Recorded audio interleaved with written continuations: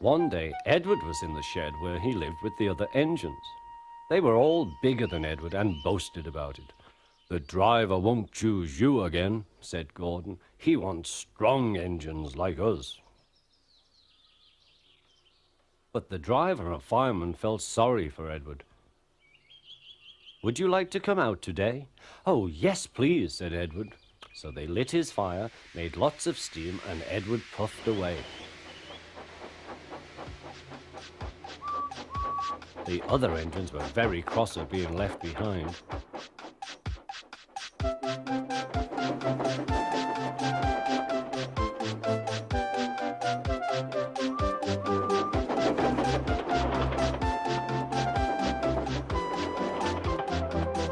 Edward worked hard all day.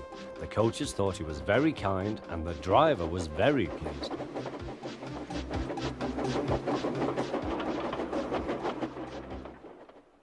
"I'm going out again tomorrow," Edward told the other engines that night.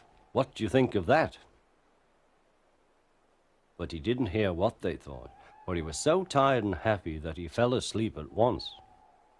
Next morning, Edward woke up to find nothing had changed. Gordon was still boasting. "You watch me, little Edward, as I rush through with the express. That will be a splendid sight for you. Goodbye, little Edward. Look out for me this afternoon."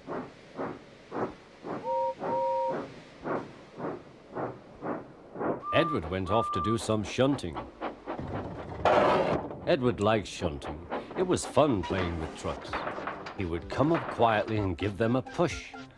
Then he would stop and the silly trucks would go bump into each other. "Oh!" they cried. "Whatever is happening?"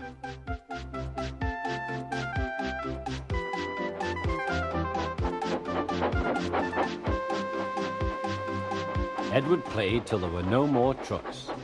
Then he stopped to rest.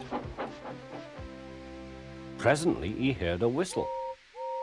Gordon was very cross. Instead of nice shining coaches, he was pulling a lot of very dirty trucks.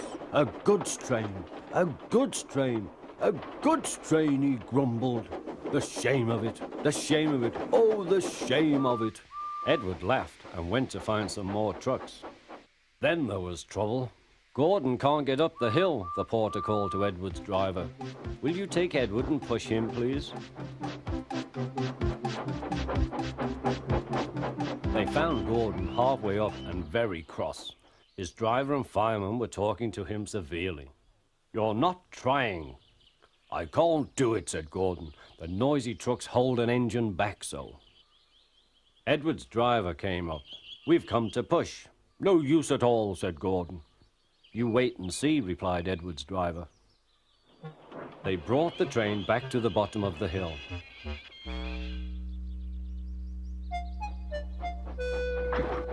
"I'm ready," said Edward. "No good," grumbled Gordon. They pulled and pushed as hard as they could.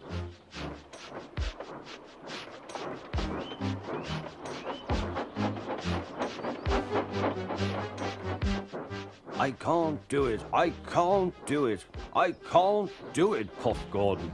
"I will do it, I will do it, I will do it," puffed Edward. Edward pushed and puffed and puffed and pushed as hard as ever he could. And almost before he realized it, Gordon found himself at the top of the hill. "I've done it, I've done it, I've done it," he said proudly. He forgot all about Edward and didn't wait to say thank you. Edward was left out of breath and far behind.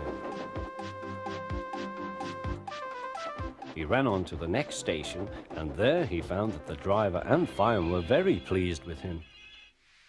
The fireman gave him a nice long drink, and the driver said, "I'll get out my paint tomorrow and give you a beautiful coat of blue with red stripes.